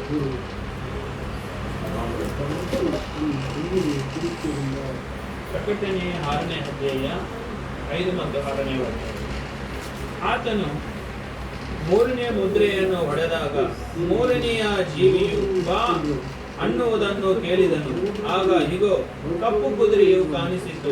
ಅದರ ಮೇಲೆ ಕೂತಿದ್ದವನ ಕೈಯಲ್ಲಿ ತ್ರಾಸು ಇತ್ತು. ಆಮೇಲೆ 4 ಜೀವಿಗಳ ಮಧ್ಯದಿಂದ ಒಬ್ಬನ ಧ್ವನಿಯು ಹೊರಟ ಹಾಗೆ ಕೇಳಿದನು. ಅದು ರೂಪಾಯಿಗೆ 1 ಸೇರು ಗೋಧಿ, ರೂಪಾಯಿಗೆ 3 ಸೇರು ಜಾವೆ ಗೋಧಿ, ಎಣ್ಣೆಯು ದ್ರಾಕ್ಷಾರಸವನ್ನು ಕೆಡಿಸಬೇಡ ಎಂದು ಹೇಳಿತು. அல்லேலூயா. இப்போ அடுத்த ஒரு பஞ்ச காலம் எப்படி வருது பாத்தீங்கன்னா, காசு கொடுத்தா கூட உங்களால என்ன கிடைக்க முடியாது, அரிசி பருப்பு கிடையாது. அரிசி பருப்பு கோதி எதுவுமே கிடைக்காது. அல்லேலூயா. ஏன்னா அதுக்கு தேவையான விளைச்சல் எங்கேயுமே வராது. அதே இடத்துல தான் நான் ஒரு விஷயத்தை பார்த்தேன். என்ன பார்த்தேன்னாக்கா, ஒரு நதி வந்து வற்றி போய் அந்த இடம்லாம் ஃபுல்லு வந்து பூமி வறண்டா இருக்குது. கர்த்தர் காண்பிச்ச அந்த விஷயம், பூமி வறண்டா இருக்குது, அப்படியே பூமி வந்து கிராக்கா இருக்குது. அப்போ நீ எப்படி விவசாயம் பண்ண முடியும், எப்படி விளைச்சல் பண்ண முடியும்? மாத்திரை மருந்து எவ்வளோ நாள் சாப்பிட முடியும் சொல்லுங்க, எவ்வளோ நாள் சாப்பிட முடியும்? கொஞ்ச நாள் தான் சாப்பிட முடியும். ஆனால் நம்மளுக்கு தேவையான பொருட்கள் எங்கிருந்து வருது? விவசாயம் மூலியமா தான் வருது. ஸோ விவசாயிகள் என்ன பண்றாங்க, அழிவுக்கு நோக்கி போயிட்டு இருக்காங்க. இந்த இடத்துல பஞ்சம், இந்த இடத்துல பஞ்சத்தை கர்த்தர் காண்பிக்கும் போது அரிசி பருப்பு பரிசும் பஞ்சம் வந்தாலும் பரவாயில்ல. ஏன்னா வார்த்தை சொல்லுது, ஒரு மனுஷன் அப்பத்தினாலும் மற்றும் வாழ முடியாதுப்பா, வார்த்தைனாலும். புரியுதுங்களா? அப்போ வெறும் அப்பத்தை சாப்பிட்டு வாழ்ற நாட்கள் வந்துடுச்சு. இப்போ நீங்க எக்ஸாம்பிளுக்கு எடுத்து பார்த்தீங்கன்னா, கர்நாடகாலே ஹையஸ்ட் ஃபுட் ரெஸ்டாரண்ட் எங்கே இருக்குதுன்னு பார்த்தீங்கன்னா பெங்களூர்லேயே ஹையஸ்ட் ஃபுட் ரெஸ்டாரண்ட் எங்கே இருக்குதுன்னு பார்த்தீங்கன்னா நம்ம கம்னலி பகுதியில். அல்லேலூயா. நம்ம கம்னலி பகுதியில் ஹையஸ்ட் ஃபுட் ரெஸ்டாரண்ட். இதுக்கு 2 விஷயம் இருக்குது. ஒன்று, நம்ம வீட்டில் இருக்கவங்க ரொம்ப பிஸி, நம்ம வீட்டு எஜமானர்கள் ரொம்ப பிஸி. 2வது, நம்ம என்ன பண்ணுறதில்ல, நம்ம வீட்டில் சமைக்கிறது குறைச்சிட்டோம். அல்லேலூயா. எப்போ நீ வீட்டில் சமைக்கிறது குறைக்கிறியோ, எப்போ நீ ஒட்டிக்கு அதிகமாக தேடுறியோ, அப்போ வீட்டில் ஒற்றுமை இல்லை. புரியுதுங்களா? நீ வீட்டில் சாப்பிட்டீங்கன்னா ஒரே சாப்பாடு தான், ஒரே பருப்பு குழம்பு தான், ஒரே கீரை குழம்பு தான். அதே நீ ஹோட்டலுக்கு போனீங்கன்னா விதவிதமான சாப்பாடுகள். நீ ஏன் சொல்கிறேன்னாக்கா, அந்த இடத்துல தான் ஒரு பிரிவினைகள் உங்களுக்குள்ளே வருது. என் பெரிய பொண்ணுக்கு மசாலா தோசை இஷ்டம், என் சின்ன பொண்ணுக்கு கபாப் இஷ்டம். அப்போ எனக்கு என்ன இஷ்டம்? ஸோ நம்ம பிரிவினை வந்துடுச்சாங்க. அங்கே என்ன ஆயிடுச்சு? ஒற்றுமை இல்லை. அப்போ என்ன ஆகுதாங்க? ஒரு மனது நாவியே இல்லை. ஒரு மனது நாவி இல்லாமல் நீ வீட்டில் என்ன ஜபம் பண்ணாலும் எதுக்குமே யூஸ் கிடையாது. அல்லேலூயா. அந்த பஞ்சம் எங்கிருந்து எடுத்துட்டு வரான்னு பார்த்தீங்கன்னா, முதல்ல கடல் மூலியமா சின்ன விஷயம் தான் நினைக்கிறோம், கடல்ல சண்டை போட்டா நம்மளுக்கு என்னன்னு. ஆனா கடல் தான் நம்மளுக்கு முக்கியமான அஸ்திபாரம். அல்லேலூயா. அல்லேலூயா. 2வது, நம்மளுக்கு பஞ்சத்தை கொண்டு வரது அந்த கடல் மூலியமா தான். ஏன்னா அதிகமான தேவைகள் கடல் மூலியமா தான் வருது. அல்லேலூயா. அந்த கடல் மூலியமா வருகிற அந்த டோரை பிளாக் பண்ணிட்டேன்னா ஜனங்களுக்கு தேவையான எல்லா பொருட்களும் என்ன ஆயிடும்? ஸ்டாப் ஆயிடும். அல்லேலூயா.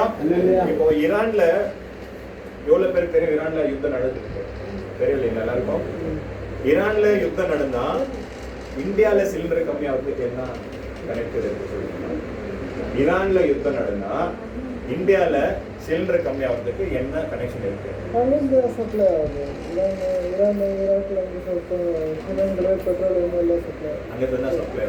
அங்க சப்ளை ஆகுது, இந்தியாவுக்கு ஏன் வந்தது இல்லை? இந்தியாவுக்கும் ஈரானுக்கும் சண்டை கிடையாது.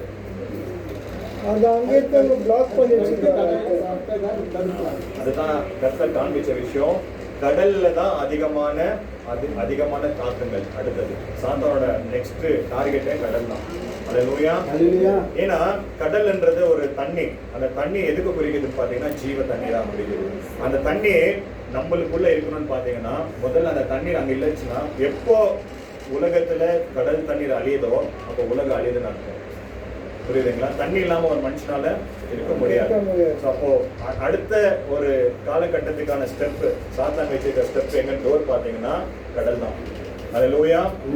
காண்பிச்ச விஷயம் இப்போ ஆல்ரெடி இஸ்ரேல் தேசத்துல என்ன நடி, ஏன்னா அது யூப்ரட்டிஸ் நடி என்ன ஆயிடுச்சு, வறண்டு போயிடுச்சு. போன வருஷம் எல்லாரும் பார்த்த விஷயம். 2000 வருஷத்துக்கு முன்னாடி கர்த்தர் சொன்ன வார்த்தை, இந்த நதி வத்தி போகும்.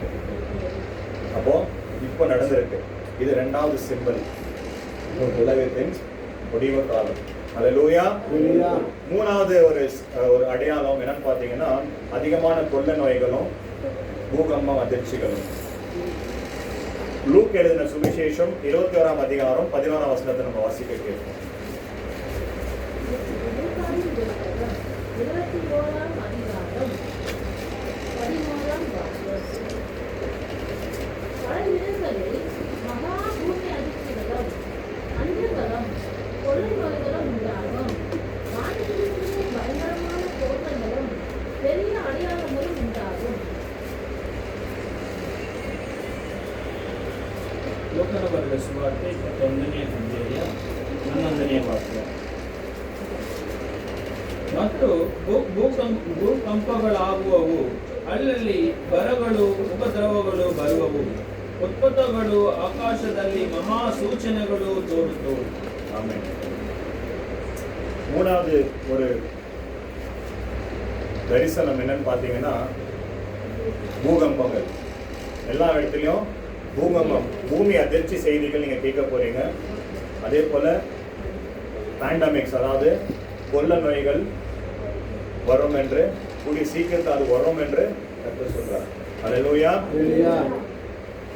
கோவிட்ல எவ்வளவு பேர் ரொம்ப சந்தோஷமா இருந்தீங்க? கோவிட்ல எவ்வளவு பேர் சந்தோஷமா இருந்தீங்க? ஹல்லேலூயா. கோவிடை விட 2 மடங்கான ஒரு நோய் தான் அதிகமான. இப்போ ஆல்ரெடி பிளான் பண்ணியாச்சு. ஃபர்ஸ்ட்ல நம்ம சயின்ஸ் படிக்கும் போது என்ன பண்ணுவோம்னா, வைரஸ்ன்றது it is a natural nature. ஆனால் இப்போ வைரஸ்ன்றது நேச்சுரல் கிடையாது. அது செயற்கை, அதாவது யாரோ ஒருத்தர் உருவாக்குறாங்க. ஸோ உருவாக்குற ஒரு வைரஸை தான் அடுத்தது ஒரு தேசம் பண்ணி கொண்டிருக்குது. அந்த தேசம் பண்ணும்போது நீங்க நினைச்சுக்கோங்க, கர்த்தர் நம்மளோட பேசி கொண்டிருக்காங்க. ஹல்லேலூயா. எவ்வளவு பேர் இப்போ ஒரு வாரத்துக்கு முன்னாடி ரெட் மூன் பார்த்தீங்க? ரெட் மூன் ஒரு வாரத்துக்கு முன்னாடி ஒரு சிவப்பு நிறம் சந்திரன், அதாவது இது நடந்துச்சு இல்லைங்களா, சந்திர கிரகணம் நடந்துச்சு இல்லைங்களா? எவ்வளவு பேர் அந்த ரெட் மூன் பார்த்தீங்க? அது உங்களோட அடையாளம். அது உங்களோட அடையாளம். அந்த அடையாளம் கர்த்தர் நம்மளுக்கு காண்பிக்கிறது. அடுத்த சந்ததிகளுக்கு நம்ம என்ன பண்ணோம்? ஜெபிக்கணும். எனக்கு முன்னாடி இருந்த சந்ததிகள் ஜெபிச்சதுனால தான் நம்ம ஆசீர்வாதமா இங்க இருக்கிறோம். நம்ம அடுத்த சந்ததிகளுக்கு ஆசீர்வாதத்தை கொடுத்துட்டு போறோமா இல்ல சாபத்தை கொடுத்துட்டு போறோமான்றது நம்ம கையில தான் இருக்கு. ஹல்லேலூயா. என் பிள்ளைகளோ என் பேர பிள்ளைகளோ சாபத்தோட இருக்கணுமா இல்ல ஆசீர்வாதமா இருக்கணுமா? அவங்களுக்கு பணம், பேரு, புகழ், உணவு எது இல்லாவிட்டாலும் கர்த்தருடைய வார்த்தை அவங்க கொடுக்கணும். அதுதான் ஆசீர்வாதம். நீ பணத்தை கொடுக்குற, பேர் கொடுக்குற, புகழ் கொடுக்குற, ஆஸ்தி கொடுக்குற, அது தேவையில்லை. அவனுக்கு ஜெபம் கொடுக்கணும், அவனுக்கு கர்த்தருடைய வார்த்தை கொடுக்கணும். அது கொடுக்கலன்னா அடுத்த தலைமுறைக்கு நீ என்ன வைக்கிற? சாபத்தை தான் வைக்கிற. அப்போ அந்த சாபம் யார் மேல வருது? நம்ம மேல. நம்மளதான் கேள்வி கேட்பாரு. ஏன்னா இன்னைக்கு நான் இங்க நிக்கிறேன்னா எனக்காக யாராவது ஒரு ஜெபிச்சிருப்பாங்க. இன்னைக்கு நீங்க உட்கார்ந்து இருக்கிறீங்கன்னா யாராவது உங்களுக்காக ஜெபிச்சிருப்பாங்க. அதனாலதான் நம்ம இங்க உட்காரோம், நம்ம நிக்கிறோம், நம்ம பேசுறோம். இது அவர் கொடுத்த ஒரு ஈவு, அது ஒரு கிஃப்ட். அது இந்த கிஃப்டை நான் ஒண்டி வச்சுக்கிறேன்னா, ஒரு தாளந்து பூமியில புதைச்சோம்னா என்ன பண்றாரு அவரு?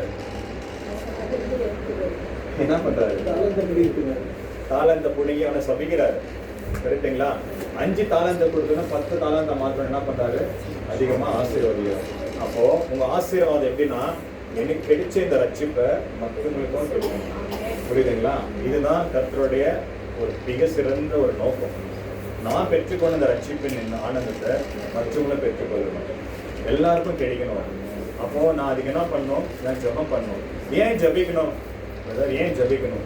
ஏன் ஜெபம் பண்ணணும்? நான் ஆல்ரெடி ஃபர்ஸ்டே சொல்லிட்டேன். இந்த பூமியை, இந்த உலகத்தை, இந்த மனுஷனை யார் கையில கொடுத்துருக்காருன்னா மனுஷன் கையில தான் கொடுத்துருக்காரு. அவரால் நினைச்சா எல்லா வேணுமாலும் செய்ய முடியும். ஒரு நிமிஷத்துல எது வேணுமாலும் பண்ண முடியும்.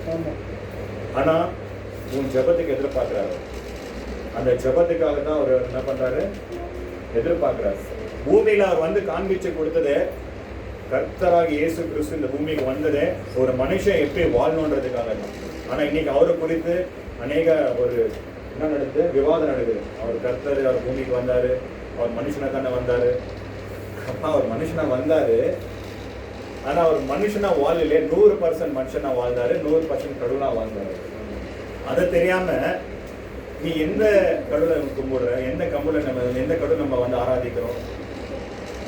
எனக்காக மறைச்ச இயேசுவை விட்டுட்டு நான் எந்த கடவுளை ஆராதிக்க முடியும்? எந்த கடவுள் நம்மளுக்காக உயிர் கொடுக்கலையே, எந்த கடவுளை எனக்கு ரட்சிப்பு கொடுக்கலையே, எனக்கு எந்த கடவுளை எனக்கு பரலோகம் கொடுக்கலையே. கரெக்ட் இல்லைங்களா? இதுதான் நம்ம என்ன பண்ணோம், இந்த ஒரு விஷயத்தை தான் நம்ம மற்ற மக்களுக்கு சொல்லணும், புறஜாதிகள் சொல்லணும். அதுல நம்ம கிறிஸ்துவர்கள் முதல்ல அதிகமா சொல்லணும். அப்போதான் நம்மளுக்கு தெரியும் நம்ம இயேசு கிறிஸ்து யாருன்னு. ரொம்ப வைராகியம் நிற்கணும் அதுக்காக. ஏன் சொல்றேன்னா, இது குறித்து அநேக ஜனங்கள் இந்த காலகட்டத்தில் விவாதம் நடக்குது. இயேசு யாரு, இயேசு யாரு? அவர் வந்து ஒரு தட்சன், ஒரு கார்பெண்டர் பையன் தானே. எல்லாரும் கேட்குறது அப்படிதான், ஒரு கார்பெண்டர் பையன் தானே, யோசப்போட மகன் தானே, மரியாளோட மகன் தானே. மரியாள் இல்லாம இயேசு எப்படி வந்துட்டாரு? கரெக்டா? சீடர்கள்ட்ட கேட்கிறாரு, நீ ஒரு யோவான் ஸ்நானிகன்பா, நீ ஒரு எலியாப்பா, நீ ஒரு மோசேப்பா. இது வரைக்கும் இயேசு யாரு சொந்த கடவுளா வாயில சொல்லவே இல்லை.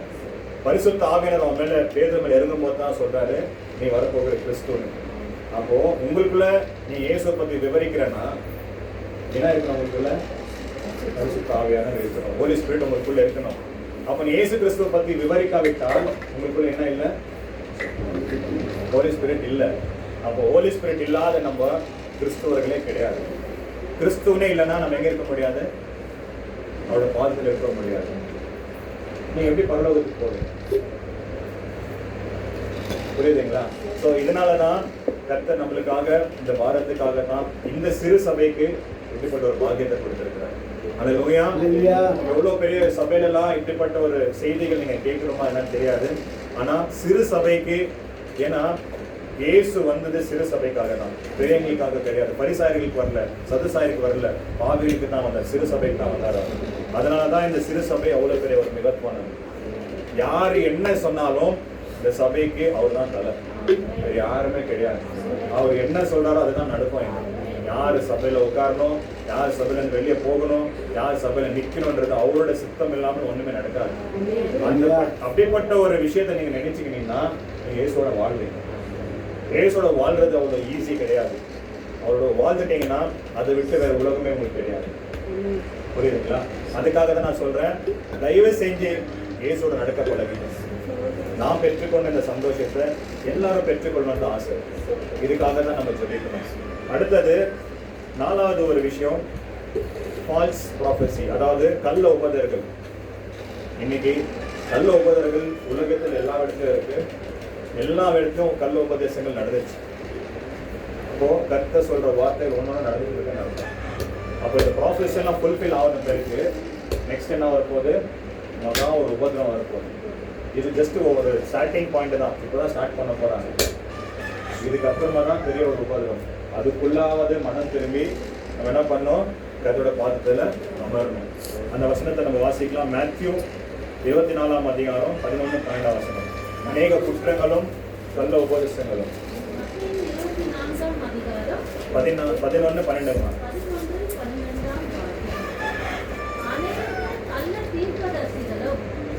எழும்பி அநேகரை வஞ்சிப்பார்கள். அக்கிரமம் மிகுதி ஆகுதினால் அநேகருடைய அன்பு தனித்திருக்கும். ஆமென். ಮತ್ತೇನು ಬರ್ತದೆ? ಸುವಾರ್ತೆ 24ನೇ ಅಧ್ಯಾಯ 11 ಮತ್ತು 12. ಬಹು ಮಂದಿ ಸುಳ್ಳು ಪ್ರವಾದಿಗಳು ಸಹ ಎದ್ದು ಅನೇಕರನ್ನು ಮೋಸಗೊಳಿಸುವರು.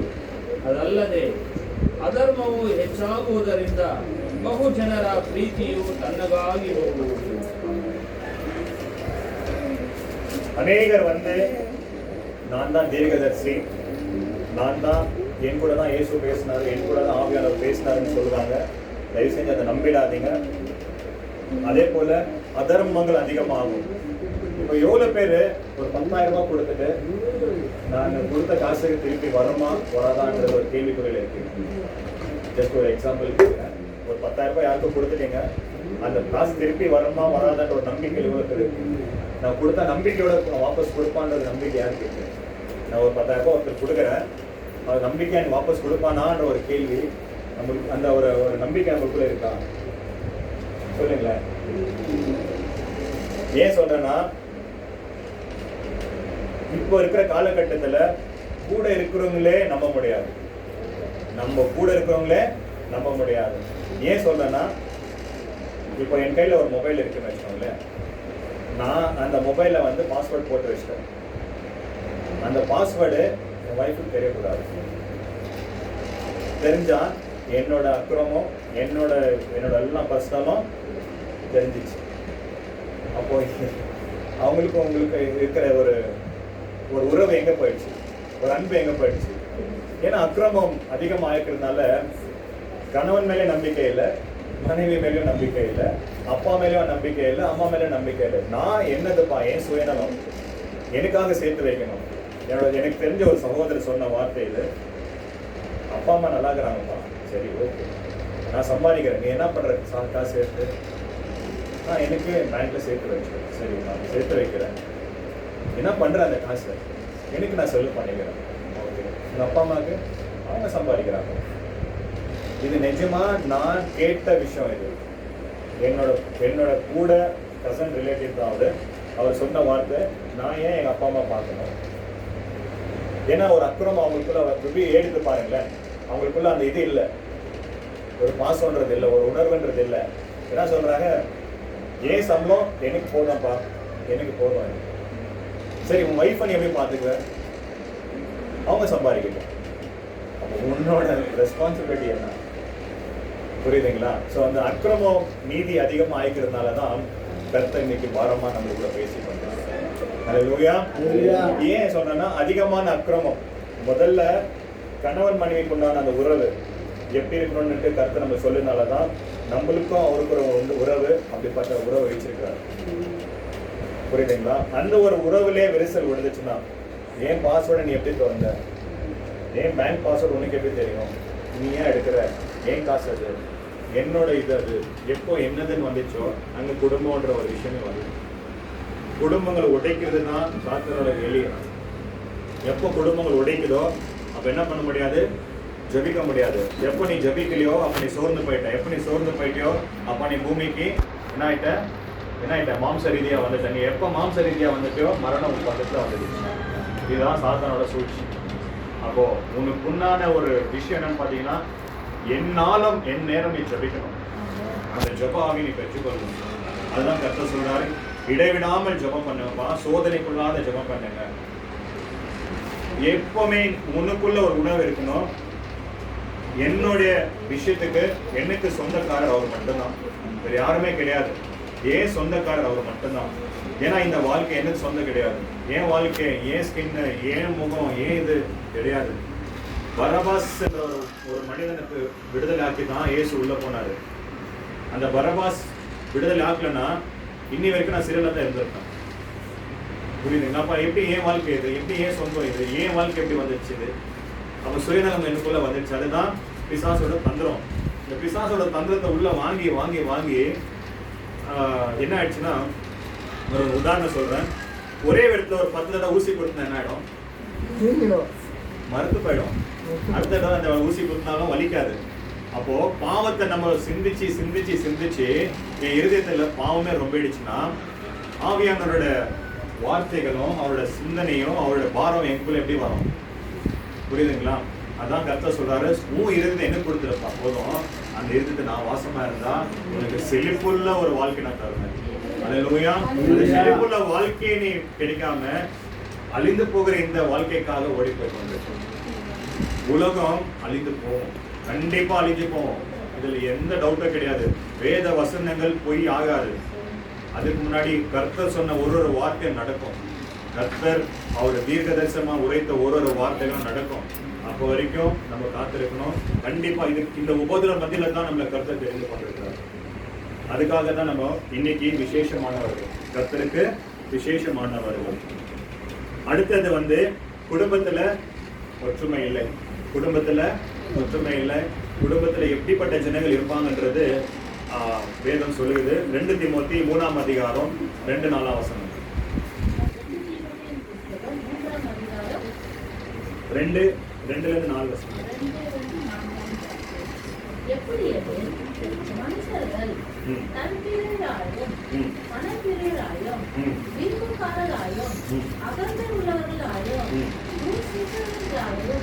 தாய் தகவல்மார்களின் கீழ்ப்படியாதவர்களாயும் நன்றி அறியாதவர்களாயும் பரிசுத்தம் இல்லாதவர்களாயும் சுபாவ அன்பில்லாதவர்களாயும் இணங்காதவர்களாயும் அவதூறு செய்கிறவர்களாயும் இச்சை அடைக்கம் இல்லாதவர்களாயும் கொடுமையுள்ளவர்களாயும் நல்லோரை பகைக்கிறவர்களாயும் ரோகிகளையும் துணிகரம் உள்ளவர்களையும் மாப்புள்ளவர்களாயும் தேவி பிரியராயிராமல் சிவகோப பிரியராயும் தேவ பக்தியின் தேசத்தை கழித்து அதன் ஜலனை மறுதளிக்கிறவர்களாயும் இருப்பார்கள். இப்படிப்பட்டவர்களை விலகு. ஹல்லேலூயா.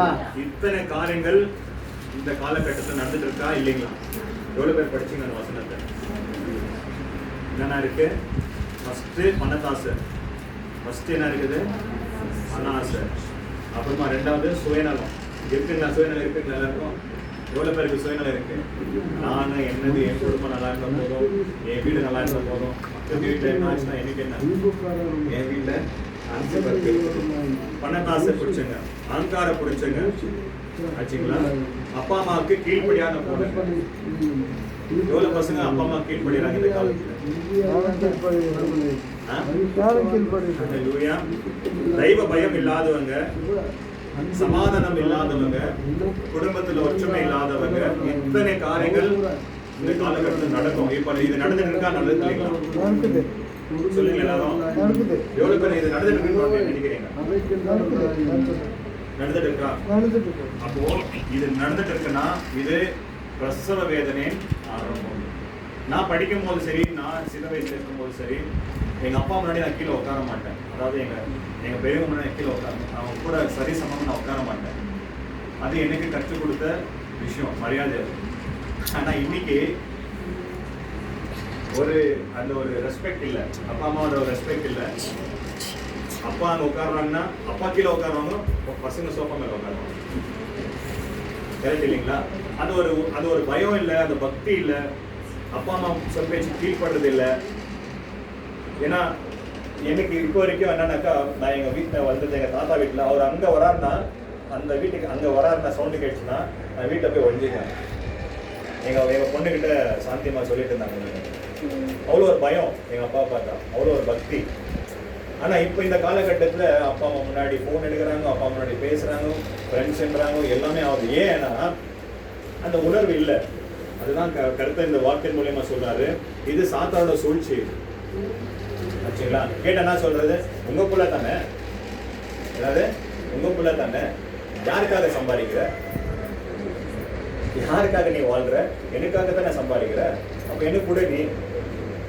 பசங்க கேட்கறாங்க இந்த காலகட்டத்தில். அடுத்தது என்ன கேட்கறாங்க? தெய்வ பயம் இல்லை, தெய்வ பயம் இல்லை, ஜபத்துக்கு நேரான டைம் போறதில்லை. சகோதரன் சொன்ன மாதிரி சபை 9:30 மணிக்கு நடக்குதுன்னா 9:30 மணிக்கு யாரும் வர்றதில்லை. தெய்வ பயமே இல்லை.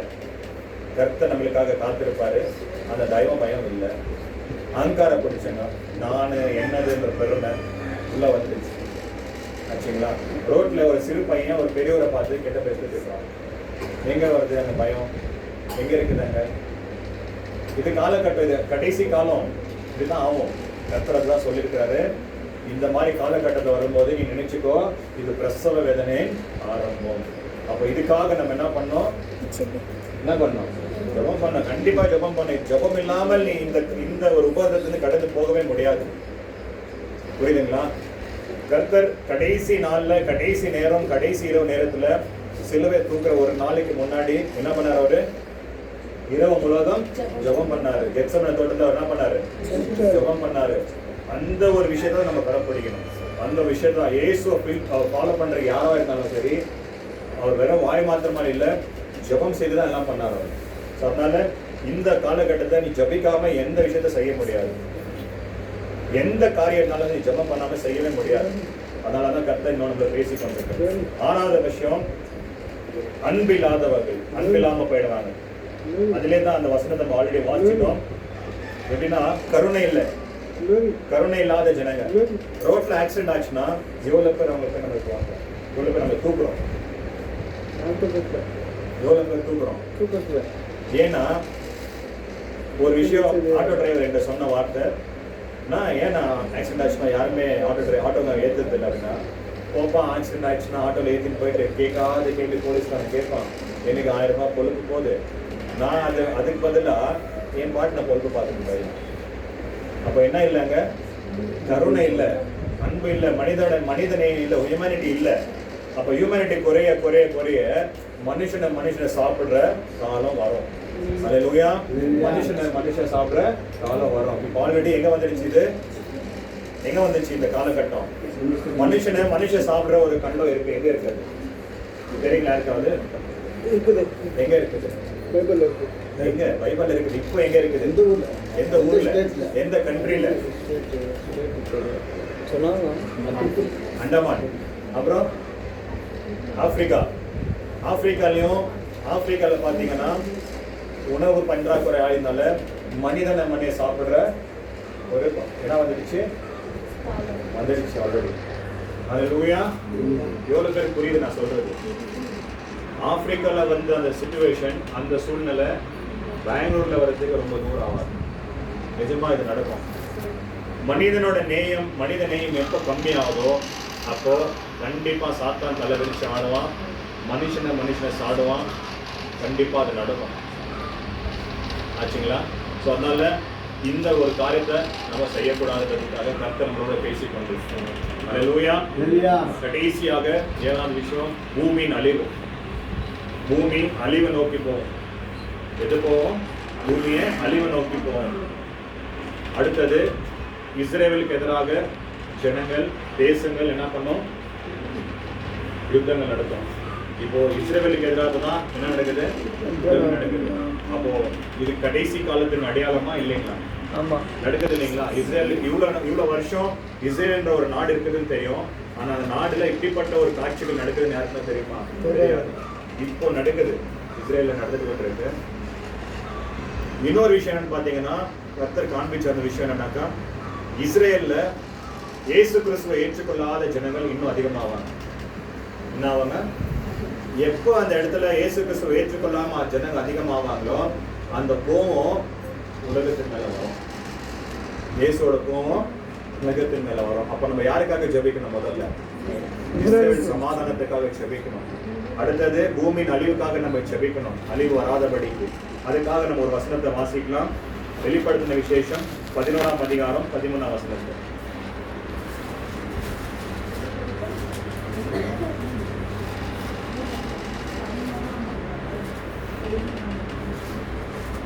பதினொன்னு 13ஆம் வசனம்.